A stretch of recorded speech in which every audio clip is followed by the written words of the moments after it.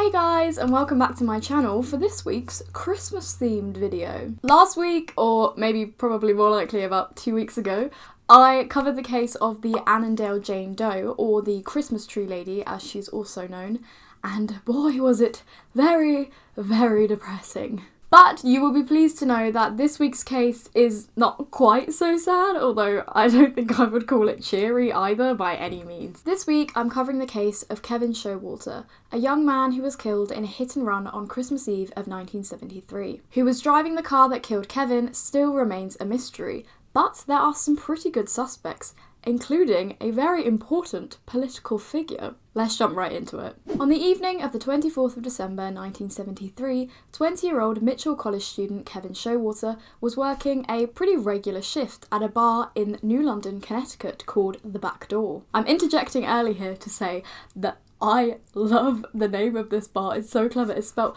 Back Door. How clever is that? I love it! Showalter was working as a part-time DJ and bartender there. At around 7:30 p.m. that evening, Showalter became acquainted with a young woman called Deborah Emilita, who was from a nearby town called Uncasville. Sorry if you're from that place. I'm guessing it's pronounced Uncasville. It's not important, doesn't matter. Deborah had driven to the bar in her 1973 blue Ford Pinto and had plans to meet with her friends Nancy Wixon and Robert Chabot. It's not really clear in the grand jury report whether Deborah and Showalter actually knew each other before this night, but I would presume since New London is a relatively small town that it's probably likely that they were at least acquaintances, shall we say. Either way, Showalter asked Deborah if she would like to come to a Christmas party with him that evening, and she agreed. She later stated that she didn't actually know who was hosting this Christmas party or where it was being held, but she presumed it was being held by a co-worker of Showalter's called Ramona Ritchie, but again, she wasn't actually 100% sure about that. Which is wild, because why would you agree to go to a party when you don't even know whose it is or where it is with someone that you don't really know that well? Deborah ended up hanging around the back door until closing time at around 9 p.m. The two left together and Showalter attempted to start up his car, a 1968 Ford Thunderbird. He told Deborah that he was having problems starting it, and so the two drove back to Showalter's apartment in Deborah's Pinto. Shortly after 9 p.m, the two arrived back at Showalter's apartment at 248 Pequot Avenue. They hung around for about an hour and a half, and during this time they decided that they weren't actually going to go to the Christmas party after all. At around 10:30 p.m, the two left Showalter's apartment and hopped back into Deborah's car so that she could drop him back off at the back door and he could pick up his car and she could head home. However, as Deborah began driving south on Pequot Avenue, she began having problems steering her car. She pulled the car over just past the intersection between Plant Street and Pequot Avenue and discovered that the front driver's side tyre was partially deflated. Showalter decided to try and change the tyre, so he picked up a car jack and began trying to raise up the vehicle. A few residents of Pequot Avenue who could see the two parked on the street noted that Showalter didn't really seem to know what he was doing. He initially put the car jack in the complete wrong place and then had to go and get the driver's manual and then had to take it off and then put it back on again in the correct place, which was right next to the flat tyre basically. Due to the side of the road that Deborah had pulled the car over onto and the fact that they were about 1 to 2 feet from the curb and the position of the flat tyre, it meant that Showalter had to crouch in the southbound lane of Pequot Avenue. Deborah sat on a small stone wall on the passenger side of the car, so she couldn't actually see what Showalter was doing. At approximately 11:11 p.m, there was a loud thump. This was heard by not only Deborah sitting on a wall nearby, but also plenty of the residents of that area of Pequot Avenue. Deborah got up from where she sat and walked over to where Showalter had been crouched, but he was no longer there. She looked out and saw a shoe lying in the road, and about 50 feet from the vehicle, Showalter was lying face up on a grassy verge on the opposite side of the road. Deborah later stated that she saw the taillights of a vehicle heading south on Pequot Avenue, but she couldn't provide a description since it was very dark. She immediately ran across the street to 346 Pequot Avenue, the home of a Mrs. Victoria City. Mrs. City had been hosting a Christmas party that evening, and in attendance were her sons Edmund and Albert and their wives, and her other son Victor. They all stated that they had been watching Showalter as he attempted to change the car's tyre, as they had all remarked to each other what a dangerous position he had put himself in. As Deborah ran towards the house, the City family were already on their way out to help. Albert City quickly phoned the operator and asked for an ambulance, stating that a car had fallen on a young man. This was because they had all been watching Kevin Showalter struggle to use this car jack and assumed that, due to lack of experience, he had not secured the car jack properly before getting under the car, and so the car had fallen on him. Victor City, who was a former military medic, rushed over to help Showalter, but said that he could see immediately that Kevin was dead. As soon as he saw Showalter's body, Victor realised that he had been the victim of a hit and run, and began looking out for any vehicles that passed the scene, assuming that surely the offender would come back. However, only 3 vehicles passed the site before the ambulance arrived, and all 3 were later identified. Most were just families returning from Christmas parties. At around 11:15 p.m, the New London Fire Department's rescue ambulance arrived at the scene. When the fire department vehicles arrived, the police were not yet at the scene. The ambulance personnel could see that Showalter's condition was critical and quickly placed him in the ambulance, but were reluctant to remove him from the scene before the police arrived. In fact, the fire department chief actually rang the dispatcher back to confirm that he had told the police there had been an accident, which he had done just after the ambulance had left the headquarters. Just before 11:20 p.m, Officer Steve Colonis and Supernumerary Donald Clark arrived at the scene. Colonis ordered Clark to divert the southbound traffic, and he headed off into the city residence. Not once did either of them ever approach the ambulance with Showalter inside. The ambulance left the scene at approximately 11:20 p.m. and brought Showalter into the Lawrence Memorial Hospital on a stretcher.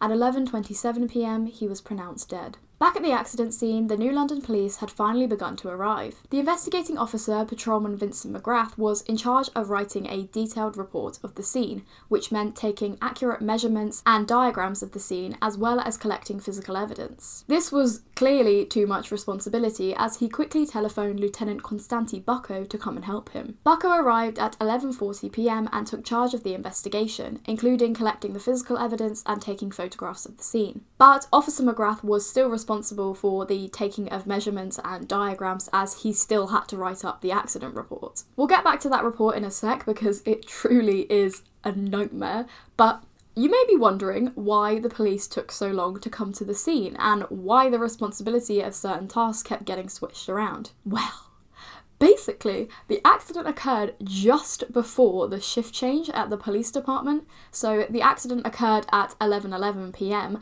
and the lieutenant in charge at the time, a Lieutenant Murphy, was working a 3 p.m. to 11:30 p.m. shift. So technically, because the accident occurred while Lieutenant Murphy was still on shift, he should have been the first one at the scene.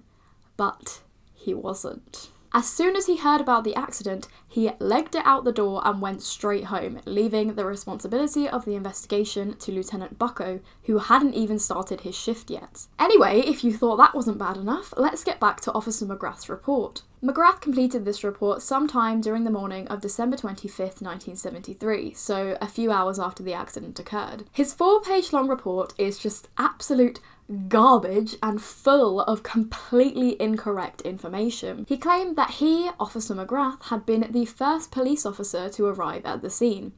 As I already stated, this isn't true. It was an Officer Colonis and Clark. Not that they were an abundance of help either, but there you go. He wrote that the streetlights on Pequot Avenue were out that night, which would explain why the driver of the offending vehicle didn't actually see Showalter. However, the streetlights on Pequot Avenue weren't out that night.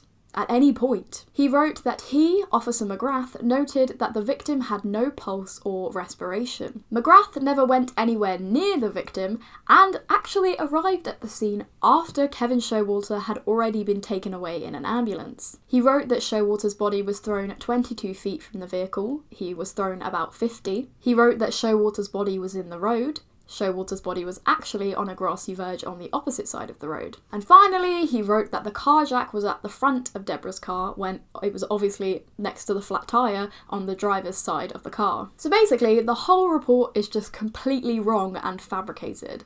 It sounds to me like Mcgrath didn't actually know how to fill out this kind of a report, and so he called Lieutenant Bucco, presuming that Lieutenant Bucco would just take over the responsibility of it, and then when he didn't, he was like, oh, I don't know how to fill this in, and just made everything up so he could go home for Christmas. Anyway, even if Lieutenant Bucco had been the one to fill in this accident report, it doesn't sound like it would have been much better. Whilst Officer Mcgrath was making shit up to write in his report, Bucko took responsibility of collecting the physical evidence and taking photos of the scene. Bucko and a patrolman Gavitt stated that they collected numerous pieces of glass that may have come from the headlights of the car that hit Kevin Showalter. But what's weird about this is that not one of the victims recalled seeing glass in the road or hearing glass breaking at any point. There'll be more on this evidence later. Patrolman Gavitt also stated that he found a large piece of greyish porous material which he showed to the driver of the tow truck who was asked to come to the scene, a man called Michael Boschetto. Boschetto stated that this looked like automobile body putty, but he also later stated that this body putty was green and not grey. Boschetto stated that Patrolman Gavitt had shown him this body putty in the presence of Lieutenant Bucko, but Lieutenant Bucko later claimed that not only was he not there when this happened, but he had never actually seen any body putty, either at the scene or afterwards. Patrolman Gavitt ended up changing his story about what he did with this automobile body putty about 3 times, eventually settling on the fact that yes, he did remember finding this at the scene, but no, he had no idea what he did with it after that. Brilliant police work there, just what we've come to expect from the New London Police Department. Also allegedly collected at the scene were some pieces of amber plastic material, which Patrolman Gavitt later said that he believed came from a reflector light or an indicator light. I say allegedly because neither Patrolman Gavitt or Lieutenant Bucko ever filed an inventory or any report that showed that they had collected this. But, interestingly enough, according to the later grand jury report, credible testimony found that several witnesses had seen Patrolman Gavitt drop a handkerchief full of glass in the Lawrence Memorial Hospital sometime after 9 a.m. on December the 25th, 1973. That evening, Kevin Showalter had been wearing a brown tweed coat, blue and white checkered trousers, a blue sweater, a belt and some shoes, all of which were removed from him in the hospital examining room and handed over to Lieutenant Bucko. These clothes were then stored somewhere in the New London Police Department with very little care for preservation of evidence before they were eventually handed over to the FBI laboratory. More on that later. On the morning of December 25th, 1973, some officers from the New London Police Department did a routine sweep of the south end of New London, looking for any vehicles that had any damage on the front right side. The witnesses were also interviewed, and one woman, a Mrs. Ruth Hendel, who lived at 336 Pequot Avenue, had a clear and unobstructed view of the accident, although very helpfully she, like everyone else, didn't actually see the car hit Kevin Showalter. She did get a much better view of the offending vehicle than Deborah did, and described it to the police as bright in colour, a sports model, and longer in the front than in the back. This information, however, was never passed on to any of the police officers searching New London or to the media. Lieutenant Bucko contacted some local garages and asked them to report back if they had any vehicles that had come in with damage that would indicate they had recently been in an accident. He didn't, however, keep any records of any of the responses that he got from these garages. They never made any attempts to interview the fire department personnel who had been the first ones at the scene, which the fire department personnel later stated that this was really odd and they were really surprised by this because that would have been standard procedure. 5 days after the accident, the New London police sent the glass found at the accident scene to the FBI laboratory. About 2 weeks after the accident, on January the 9th, 1974, they also sent over Kevin Showalter's clothes. Although, according to the grand jury report, this was only done after the insistent urging of the state's attorney's office of New London County. So it seems like if it weren't for this, the police department had absolutely no intention of getting this very important piece of evidence analysed. Nice. On February the 6th, 1974, the New London Police received the FBI lab reports concerning the glass and Kevin Showalter's clothing. The FBI lab test revealed that the glass found at the scene belonged to a General Electric sealed beam headlight, and that Kevin Showalter's clothing contained microscopic particles of green paint, which most closely resembled the composition of a forest green paint used on 1968 Chrysler Motor Company cars. From this day on, the entire focus of the investigation was narrowed down to only 1968 Chrysler products. Later on, the Connecticut State Police obtained a list from the Connecticut Motor Vehicle Department of all the 1968 Chrysler vehicles registered in New London County, and New London, the town, is in New London County, and found that there were actually 10,000 Chrysler cars matching that description registered in New London County. After this, the police basically gave up on the case, which is crazy because you would think after receiving evidence like that, you would have at least a few more leads to go down, but nope. Several weeks after Kevin Showalter's death, his mother, Lucille Showalter, a college history teacher, showed up at the New London Police Department to collect Kevin's belongings. The police told her that Showalter's personal effects had been lost, and that the case would likely never be solved. Unsurprisingly, Lucille was very surprised by this. After all, it had only been a few weeks since Kevin's death, so why had the police already given up on it? An accident that had so many witnesses had just received potentially some damning evidence back from the lab, and in a relatively small town, and the police had given up on it in less than a month? Lucille knew something was up, and after hearing about the report that identified dark green paint on Kevin's clothing, she and her son Craig, then 14, went round local car lots and garages and just searched the streets of New London looking for any cars that would match that description and had damage. She said that in most places, the owners of these used car lots and garages said that they hadn't actually been asked anything from the police. She then went back to the accident site and combed the street looking for any evidence that the police may have missed, and she also interviewed everybody who claimed to have driven down Pequot Avenue that night. All of this took her about 3 weeks, and after collating her own report, she handed it over to the New London Police Department. She later stated in an interview, get this right, that the police feigned astonishment and accused her of withholding evidence. The bloody cheek of it! She's not withholding evidence, she's collecting the evidence that your police officers should have already collected themselves weeks ago. What the hell? This case is so frustrating. On April the 20th, 1974, after hearing absolutely nothing from the police department for months, Lucille Showalter wrote a letter to State Attorney Edmund O'Brien, requesting that a one-man grand jury be held into the investigation behind Kevin Showalter's death and the police department's handling of it. O'Brien never responded. On June the 4th, Lucille once again wrote another letter, this time to Police Chief John Crowley, asking for a progress report on her son's case. Crowley never responds to her letter. On June the 10th, Lucille once again writes a letter requesting a grand jury investigation into her son's death, this time addressing it to Superior Court Judge Angelo Santaniello. He also never responds. This all goes back and forth for months, and eventually Lucille Showalter's request for a coroner's inquest into her son's death is finally accepted. The coroner's inquest was postponed several times, but did eventually go ahead in November of 1974, where they heard testimony from over 50 witnesses. But apparently no findings were issued. Weirdly though, by November of 1975, the transcript of this coroner's inquest was still yet to be typed up. I believe though, although don't quote me on this because I could not for the life of me find it in my notes, but I believe that Superior Court Judge Angelo Santaniello tasked his niece with typing up the report and claimed that she just hadn't done it yet because she was just really busy. I also believe that this transcript of the coroner's inquest was never actually typed up at all because the Connecticut State Police were later really annoyed that they couldn't get a hold of it. During the years after Kevin Showalter's death, Lucille wrote about 6 letters requesting that a grand jury investigation be opened on her son's case,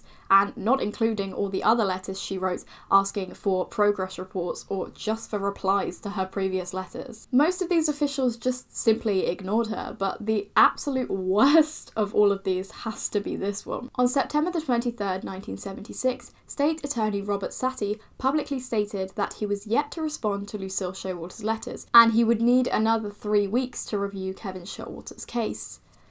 Why does he need this extra time, you may ask? Because his 35-foot cabin cruiser had just sank.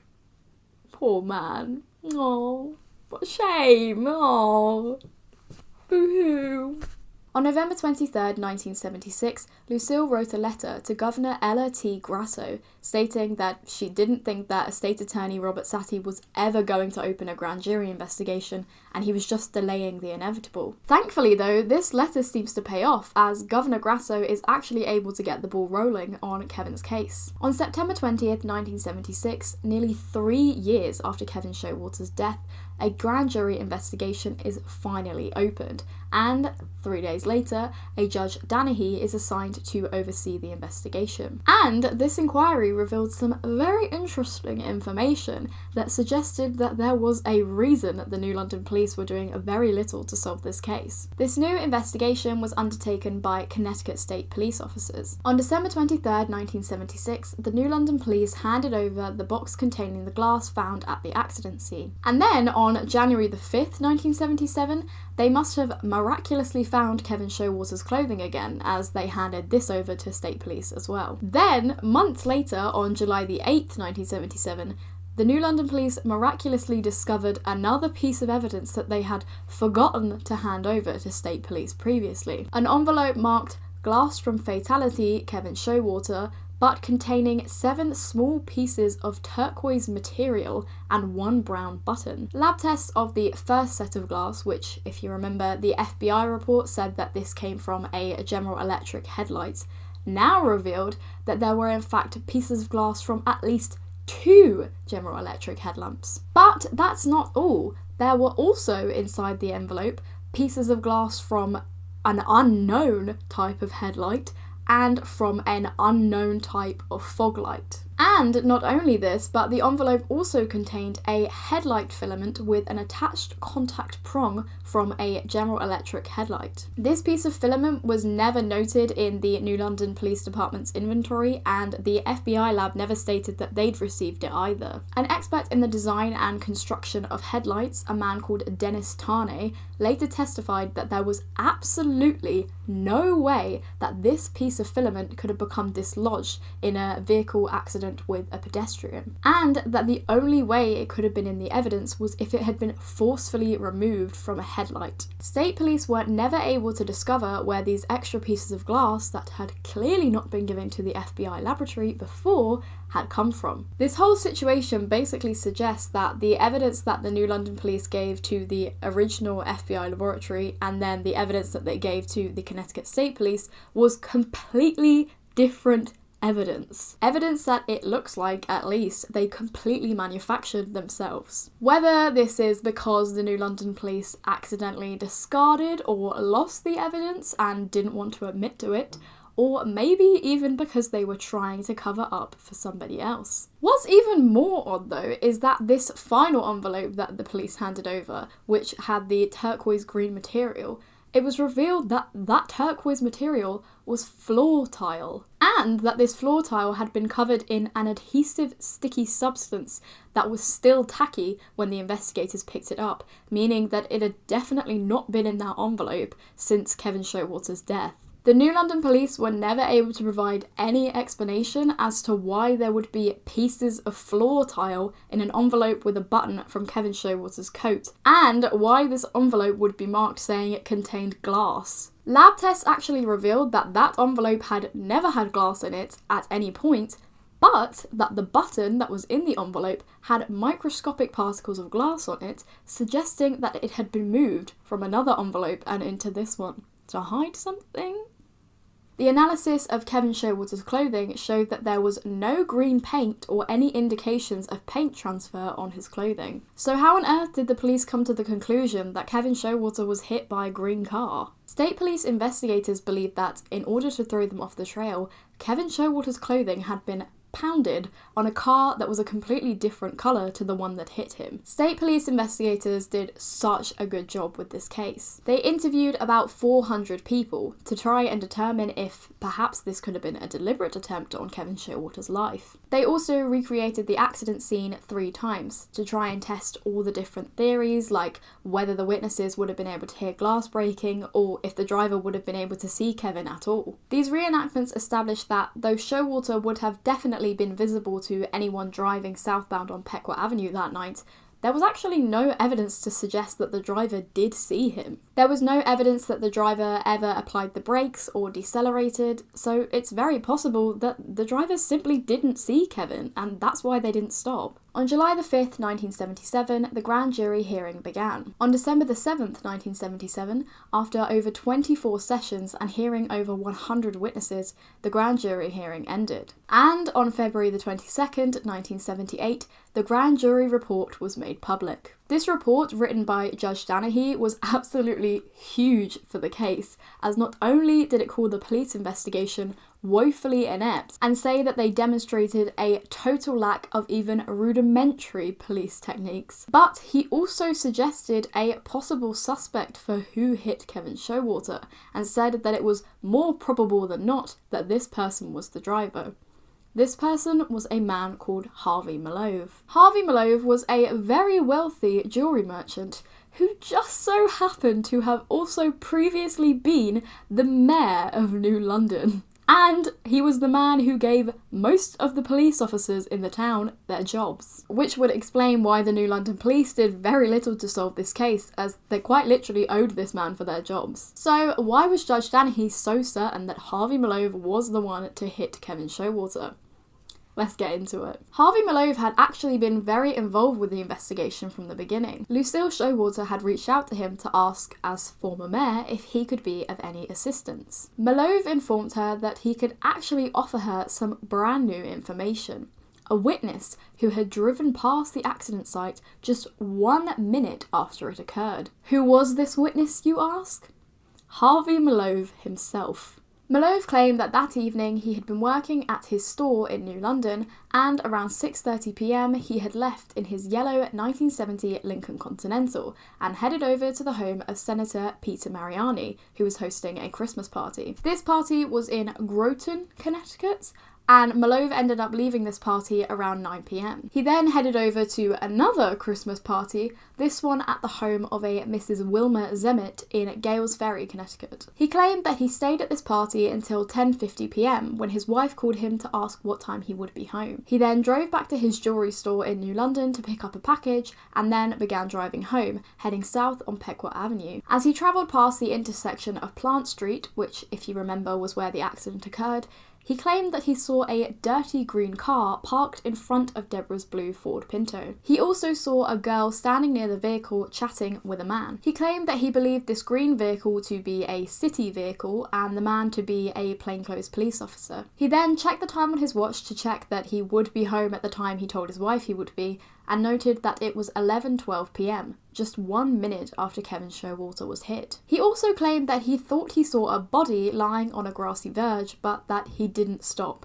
He arrived home around 11:20 p.m. When Lucille Showalter handed over her own evidence file to the police, they noted this statement from Harvey Malove and pulled him in for an interview. In fact, they actually interviewed him twice, on February the 28th, 1974, and then again on March the 1st, 1974. During these interviews, Malove told pretty much the exact same story he had told Lucille Showalter, except this time he claimed that he hadn't actually seen Kevin Showalter's body that night, and what he had actually seen was the floor mat from Deborah's car. How you can mistake a floor mat for a human body is beyond me, but apparently the police believed it, as they had a photo from the scene showing a floor mat lying on the grassy verge near where Kevin Showalter's body was. Oddly enough, however, not one single witness recalled seeing this floor mat at the scene. In fact, Malove's entire statement contradicted with every single other witness at the scene. Not one witness claimed to have seen a dirty green car parked on the road that night, nor did anybody see Deborah talking to a man. It was first believed that perhaps Harvey Malove got his timing wrong, and this man he saw talking to Deborah was actually Kevin Showalter. But the problem with this was that Harvey Malove described this man as clean-shaven, and Kevin Showalter had a full beard. Also, this man couldn't have been a police officer, as Harvey Malove suspected, because no police officers showed up at the scene until about 10 minutes after Kevin Showalter had been hit, and Harvey Malove allegedly drove past just 1 minute later. Lieutenant Bucko later testified that in November of 1974, they had checked all 6 of Harvey Malove's vehicles for damage, and that not a single one of them had any damage indicating it had been in an accident. However, not once were any of Harvey Malove's vehicles checked, and apparently at least 2 of them had damage to show that they could have been in an accident. Interestingly enough, there were actually 2 men, a Walter Spring Jr. and his son Walter Spring III, creative, who were ordered by a New Jersey judge to appear in the grand jury hearing for Kevin Showalter's death. These two men had in 1973 owned an automobile repair shop in New London, but had since moved to New Jersey. A police informant called Catherine Krause claimed that at some point in 1975 she was told by two women at a party that the Springs had actually done repairs on the vehicle that hit Kevin Showalter. She informed state police of this in February 1977.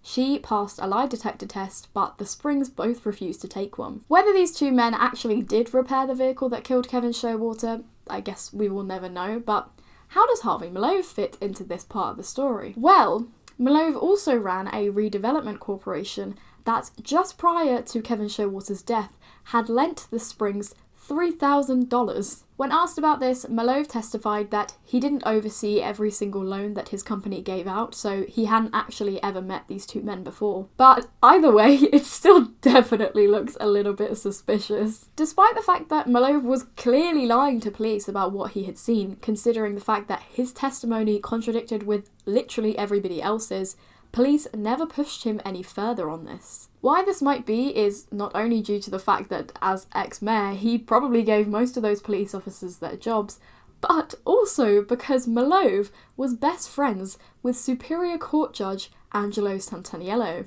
In fact, Judge Santaniello actually told Lucille Showalter that he had tipped Harvey Malove off that he was being considered a suspect by Lucille Showalter and that the police may soon come knocking on his door, giving him plenty of time to come up with a good cover story. Not only this, but allegedly, Judge Santaniello was actually with Harvey Malove on Christmas Eve of 1973. He was apparently number 11 on the guest list for Senator Peter Mariani's Christmas party, although he later claimed to the media that he had not gone out that night. Judge Santaniello wouldn't be the only important political figure celebrating Christmas in that area of New London that night. I read some claims online, although I couldn't actually substantiate these with any court documents or articles, that there was an event being held at the nearby Lighthouse Inn that night. In attendance was L. Patrick Gray III, the former director of the FBI, as well as many other local politicians and law enforcement. Gray was the director of the FBI until April 1973, and apparently resigned due to his involvement with the Watergate scandal, which means that he was by no means a stranger to a cover-up. Whether or not this is completely true, again, I couldn't substantiate it, but Mrs. Zimet, if you remember, was the host of the second party Harvey Malove went to that night, later testified at the grand jury hearing, and in attendance was her attorney, L. Patrick Gray III. All I'm saying is there were plenty of important political figures in town that night, and Harvey Malove knew quite a lot of them, so, you know, if he needed to call in a phone a friend, he could have done it. I'm just saying. Allegedly, though. Allegedly. Though Judge Danahy did openly accuse Harvey Malove of being the perpetrator, Malove always denied it, even going so far as to hire his own private investigator to prove that he didn't do it, which, incidentally, the private investigator was unable to do. Despite this though, Malove would have never actually been charged with a crime if he had admitted to being the one who killed Kevin Showalter. The grand jury report did not recommend prosecuting anyone, as Kevin Showalter had technically been responsible for his own death, as he had placed himself in a dangerous position, and he had also asked Deborah to turn the car's emergency lights off, so he removed the visibility, and there was no evidence to suggest that the driver had actually seen him, so there was no, negligence in that. Even so, it seemed to be pretty common consensus in New London that Harvey Malove had been the one to kill Kevin Showalter. No matter how hard he tried, Harvey Malove could not shake that from his reputation. And neither could Lieutenant Bucko, who allegedly left the police department a bitter man after the criticism he faced from the 1978 grand jury report. But a spanner was thrown in the works when, in September of 1979, someone actually confessed to being the person who hit Kevin Showalter on Christmas Eve of 1973. This person was not Harvey Malove, however. It was a local man called Paul Hanson. Hanson claimed that he had been drinking very heavily that night, celebrating Christmas as you do, and he drove home on Pequot Avenue. He said that he recalled feeling an impact but didn't actually see what he hit, just presumed it was an animal or something. When he woke up on Christmas morning, he had no memory of the night before, but saw a news report on the TV about a young man being hit by a car on Pequot Avenue, and was surprised to find that his vehicle was damaged. However, by the time Paul Hansen finally came forward and confessed to the crime, the 5-year statute of limitations had run out, so he couldn't actually be charged with anything. Despite this, however, Hansen was still questioned and ended up failing a polygraph test. Another grand jury was held, once again headed by Judge Danahy. In August of 1981, Judge Danahy ruled that there was no evidence to support that Paul Hansen had been the one to kill Kevin Showalter. Many people believed that Paul Hansen was just a cover-up, somebody hired to get Harvey Malone back in everybody's good books and off the hook. After all, it was a little suspicious that he waited until just after the statute of limitations had run out. But everyone's opinions on this would change in January 2005, when Paul Hansen committed suicide, leaving behind a note still claiming that he was the one who killed Kevin Showalter. Whether he really did kill Kevin Showalter or not, it certainly seems that Paul Hansen believed that he did and felt incredible guilt over it. I would also argue as well that I don't think there's any way that his death could have been a cover-up either, as Harvey Malone actually passed away in 1989, so there would be no reason to try so hard to continue to cover this up all those years later. After Hansen's death, a local newspaper called The Day of New London decided to launch their own investigation. They wanted to obtain copies of the transcript from the original grand jury hearing in 1977. Lucille Showalter had actually also requested to see these transcripts years earlier, but she was denied because apparently they weren't allowed to be released to the public. When the Day of New London requested to see this transcript years later in 2005, they were told that the transcript could not be found among the files in the New London Superior Court. It had somehow gone missing. The transcript was 12 volumes and over 3,000 pages long, but it had somehow managed to go missing, and nobody had ever made any copies of it. Allegedly, the last person known to have been in possession of this transcript was State Attorney Robert Satie. He claimed that he had then returned this to Judge Danahy. Both men had since died by the time the Day of New London discovered that the files were missing in 2005. Lucille Showalter, Kevin's mother, also passed away in May of 2000, never discovering who actually killed her son, although always suspecting that it was Harvey Malone. Well, that's it! Who do you guys think killed Kevin Showalter? Have you got any thoughts? I personally think it was Harvey Malone, to be honest, but I wonder, the only thing I question, I wonder how much of it was actually a police cover-up and how much of it was literally just police incompetence, only because of the fact that the police seem to be very, rubbish from the beginning of the investigation before they could have even possibly known that it was Harvey Malone who'd done it. So it could just be that Harvey Malone just got really lucky that his local police department absolutely sucked at their jobs. Actually, I also found out that in 1996, the New London Police Department made headlines once again for another controversy, but this one far less fatal. A man called Robert Jordan applied for a job with them, and in the US at the time, I don't know if they still do, but applicants for police jobs had to fill out an IQ test. Robert Jordan didn't end up getting the job because he scored too high on the IQ test.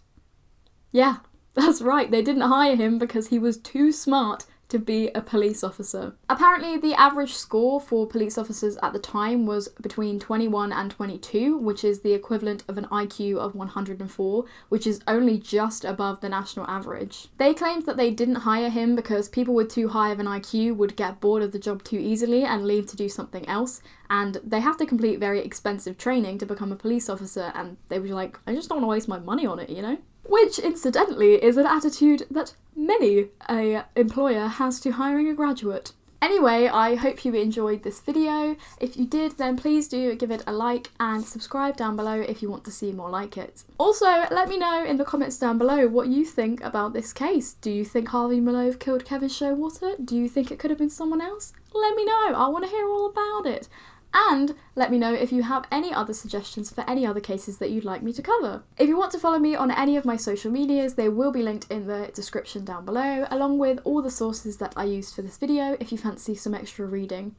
Thank you very much for watching, and I will 100% see you again before the end of December for another Christmas video. I'm gonna do it. You will see me do it. I'm sorry we're in tier 4 and it's very hard to do things right now. Thank you very much for watching. Bye!